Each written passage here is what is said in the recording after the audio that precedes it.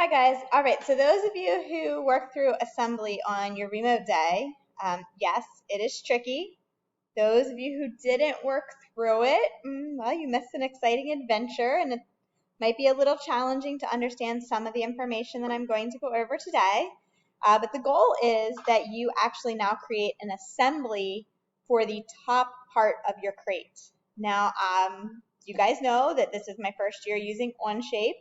So this would be my first time actually trying to instruct students how to do this assembly. I have successfully completed it for myself. So my goal is to walk you guys through how to create this. And I'm sure I might stumble a few times. My goal is to hop back up and try again. So here we go. All right, so I've just opened up Onshape and I'm ready to get started. I am going to go to Create, Document, and I'm going to call this top. I'm just going to call it Crate Top.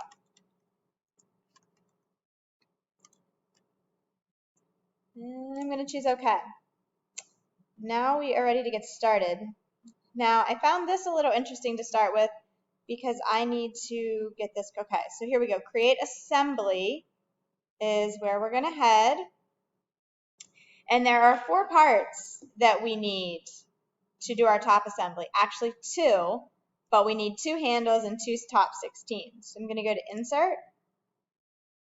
Saying I don't have any parts available, so I'm going to go to Other Documents, My Onshape. So here's my top 16. I'm just clicking to place that in there, and we're going to need 2 of them. So I'm going to put both of those in there. And now I'm going to go to, again, Created by Me. I'm a little concerned that maybe I did an override on my handle when I was putting my top together. So I'm going to investigate.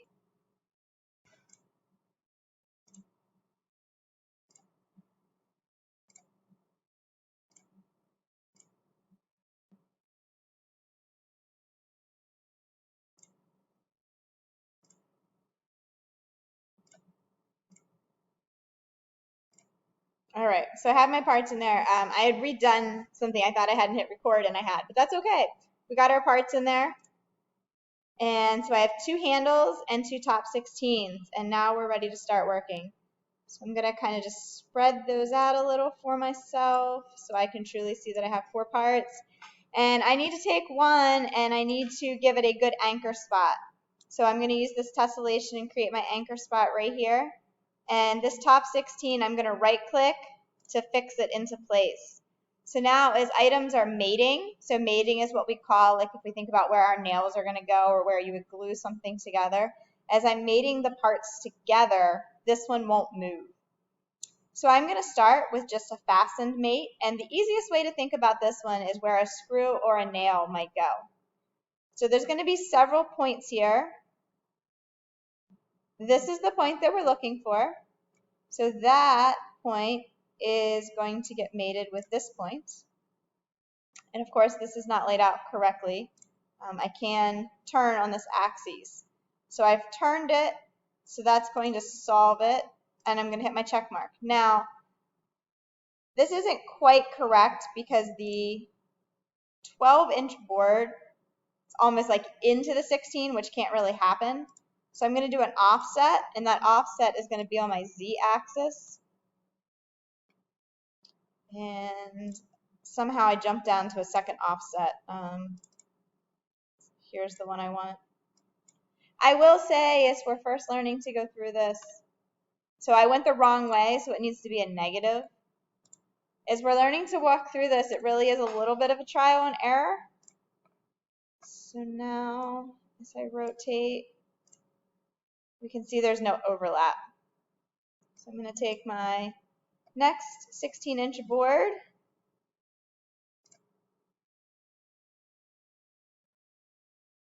and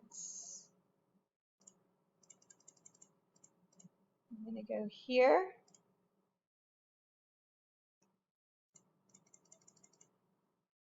I'm sure there are easier ways to do this, but I am just learning the program, and we will discover easier ways to here. And see here, I don't think I need the offset. I think we're good. So we're going to check mark that. Yeah, so this 12 is truly inside. It's important that that is inside. We're going to use another fasten mate. We're going to go here and here. And that definitely needs, aha, there we go.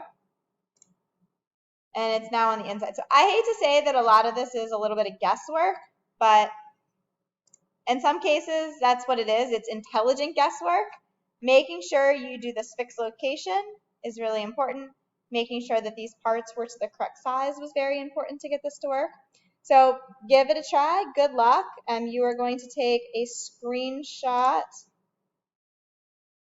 of this information. I would like to see the fasteners that you have here, your isometric shape, as well as your name. And when I did mine, I feel like I didn't get my name. So let me do a new one here. My name. Oh, I can scroll over and see my name. Okay, so we want to see here.